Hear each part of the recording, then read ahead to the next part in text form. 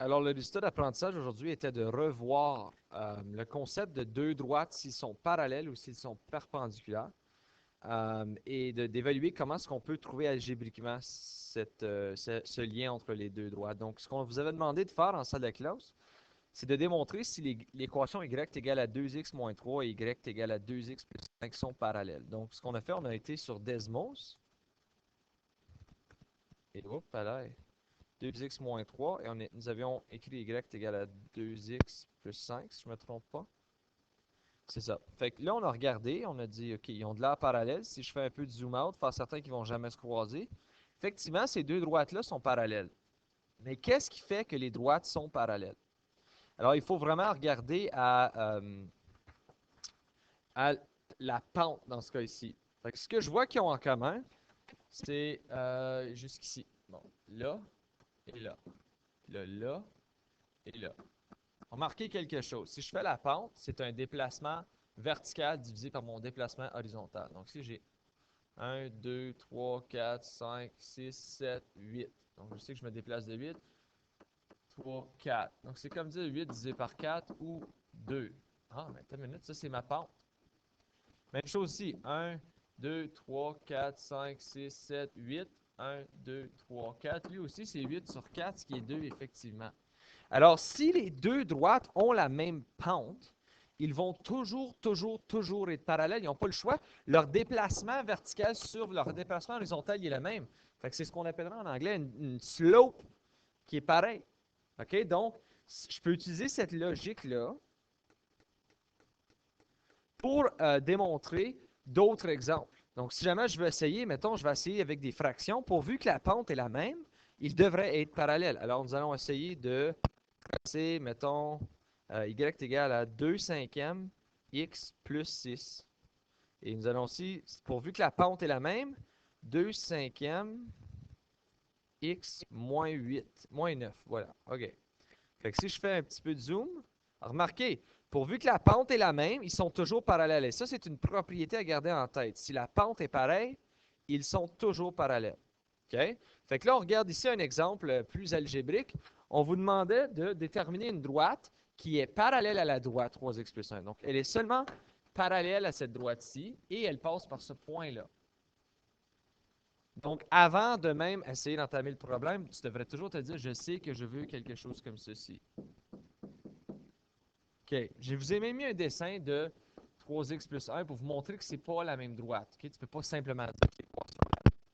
Si elle est parallèle à cette droite-ci, elle a la même pente. Donc, je sais que c'est y égale à 3x plus b. Et maintenant, il me reste à trouver mon b, mais remarquez, j'ai un x et un y qui appartient à cette droite qui a été donnée. Donc, je peux aller les insérer dans l'équation, ce qui va me donner 4 égale à 3 fois 3 plus b. Là, je vais avoir que 4 égale à 9 plus b.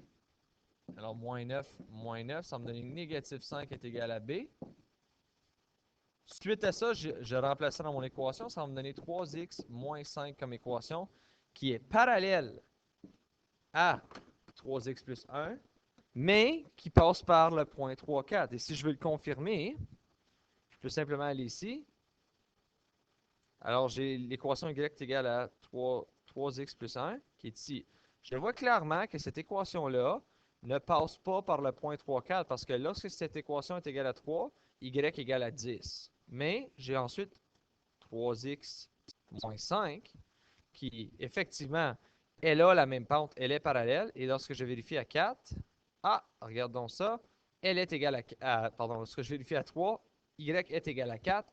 Donc, c'est une droite qui est parallèle à 3x plus 1, mais qui passe par le point 3, 4. Deuxièmement, on vous a demandé d'observer ces deux droites. Et on a remarqué qu'ils étaient à 90 degrés l'une de l'autre. Et le terme qu'on a utilisé en salle de classe, c'est qu'ils sont deux droites perpendiculaires. Mais, on vous a dit, comment est-ce que tu peux déterminer algébriquement si ces deux droites-là sont perpendiculaires? Donc, la stratégie idéale à utiliser en salle de classe était de voir c'est quoi la pente de D1, c'est quoi la pente de D2 et voir s'il y a un rapport. Donc, D1 commence d'un point que tu connais, trouve un autre point que tu connais. Donc, je vérifie c'est quoi la pente. J'ai baissé de 1, 2, 3. Donc, ça, c'est moins 3 et à droite de 2, 2. Donc, je sais qu'ici, la pente de la première droite, c'est moins 3 sur 2. La deuxième droite, je commence ici, je me trouve un point ici, je monte de 2 et je vais à droite de 3. Donc, ma deuxième droite, la pente est 2 tiers. Alors, si je regarde aux deux, la différence ou le lien entre les deux, c'est qu'ils sont l'inverse l'un de l'autre. 3 demi, 2 tiers, et le signe est exactement opposé. Donc ça, c'est la manière de déterminer si deux droites sont perpendiculaires. OK? Donc, s'ils sont perpendiculaires, ils vont être complètement flippés et ils vont avoir un signe contraire. Donc, par exemple, je te donne 4x. La droite qui est perpendiculaire à ceci, n'oubliez pas, le 4 est techniquement sur 1. La droite qui est perpendiculaire à ceci, ça va être moins 1 sur 4x. OK? Parce que c'est, tu flippes, tu fais l'inverse et tu changes le signe. Si vous voulez aussi trouver un lien, je n'ai qu'à faire 2 tiers fois négatif 3 demi. Ça va me donner négatif 6 sur 6 qui me donne négatif 1. Et vous allez remarquer que à chaque fois que tu multiplies tes deux droites, ou pardon, tu multiplies tes deux pentes, tu vas avoir négatif 1 s'ils sont perpendiculaires. Donc, l'exemple qu'on a vu en salle de classe, on vous a donné la droite de moins 2x plus 1. Et on vous dit de trouver une droite qui est perpendiculaire à cette droite-là et qui passe par le point 6 et moins 5. Donc, encore une fois, je commence toujours par écrire mon équation. Je veux mx plus b. Si je suis perpendiculaire à moins 2, ça veut dire que ma pente est le contraire. Donc, elle va être 1 sur 2. Et lui est déjà négatif, donc mon prochain va être positif 1 sur 2 pour qu'il soit perpendiculaire. L'inverse est le signe contraire. Donc, je sais que ça va être 1 demi x plus b. Maintenant, j'ai un coordonné xy qui est déjà donné, ce qui va pouvoir m'aider à trouver c'est quoi ma valeur de b. Alors, je remplace mon x et mon y dans mon équation. Moins 5 est égal à 1 demi fois 6 plus b. 1 demi fois 6, c'est 6 demi, qui va être juste 3. Oups, ça c'est fois 6. 1 demi x. Pardon. Non, j'ai raison. J'avais raison. 1 demi fois 6, parce que le x est 6. Ça va me donner 3 plus b. Alors maintenant, j'isole. Moins 3, moins 3.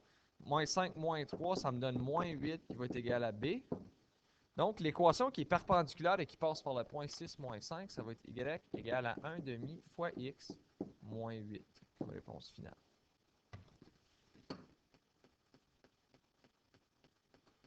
Alors, ceci met fin à la leçon d'aujourd'hui. Si jamais vous avez une question, n'hésitez pas à m'envoyer un message sur Edmodo.